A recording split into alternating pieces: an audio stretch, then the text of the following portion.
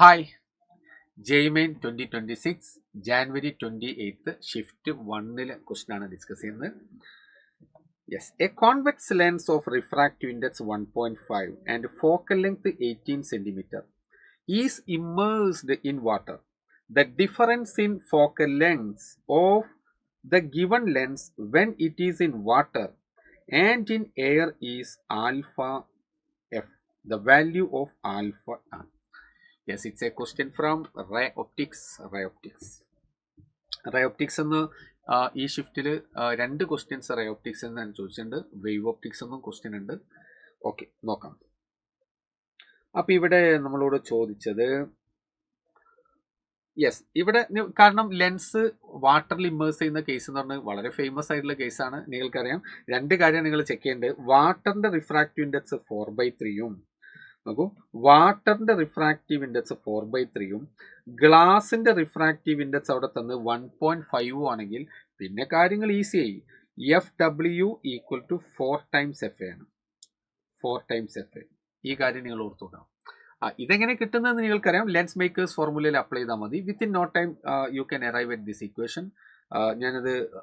ഞാൻ അതുകൂടെ കാണിക്കാം. അതായത് ലെൻസ് മേക്കേഴ്സ് ഫോർമുല ആദ്യം എയറിൽ വെക്കുന്ന സമയത്ത് എന്താ ഉണ്ടാവുക? n-1 ഇൻറ്റു ആ എന്ന് പറഞ്ഞാൽ 1.5 ഇൻറ്റു 1/R1 മൈനസ് 1/R2. അവിടെ നമ്മളൊന്നും ചെയ്യേണ്ടതില്ല. ദാറ്റ് ഈസ് ഈക്വൽ ടു ഇവിടെ നിങ്ങൾക്ക് കിട്ടുക 1/2. 1.5 minus 1 1/2 into 1/R1 minus 1/R2. Okay, equation number 1. ഇനി വാട്ടറിൽ ഇമ്മേഴ്സ് ചെയ്യാം. വാട്ടറിൽ ഇമ്മേഴ്സ് ചെയ്യുമ്പോൾ ഞാൻ ആ സമയത്ത് ഫോക്കൽ ലെങ്ത് FW എന്ന് മാർക്ക് ചെയ്യുന്നു. അപ്പോൾ N2 സറൗണ്ടിങ് മീഡിയം മാറി N2/N1 എന്ന് വരിക. അപ്പോൾ N2 ആരാണ്? Refractive index of the lens. അത് എത്രയും? അത് 3/2 divided by 4/3 minus 1 into 1/R1 minus 1/R2.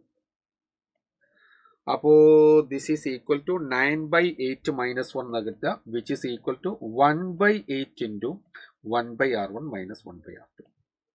Equation number 2.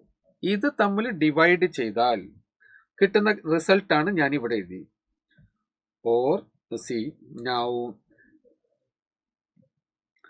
equation 1 divided by equation 2 will give you 1/FA into FW.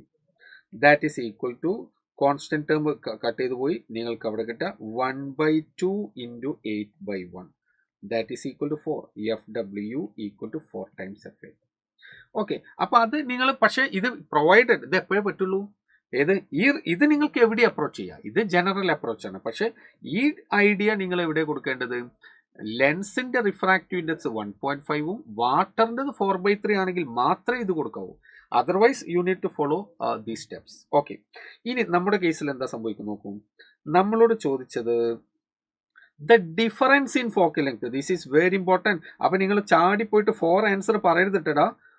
നിങ്ങൾ ചാടിപ്പോയിട്ട് 4 ആൻസർ പറഞ്ഞാൽ നിങ്ങൾക്ക് 4 മാർക്ക് കിട്ടൂല എന്ന് മാത്രമല്ല, കിട്ടിയതെന്ന് പോകുകയും ചെയ്യും. കാരണം ചോദ്യം ഇവിടെ ഡിഫറൻസ് ഇൻ ഫോക്കൽ ലെങ്ത് എന്നാണ്. എന്ന് വെച്ചാൽ എന്താ?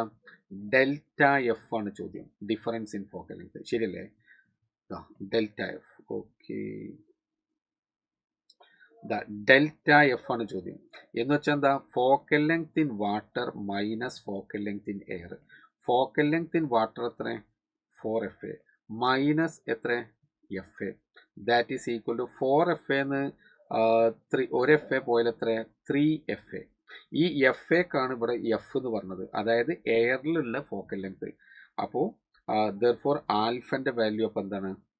Alpha equal to not 4 but 3 is the right answer.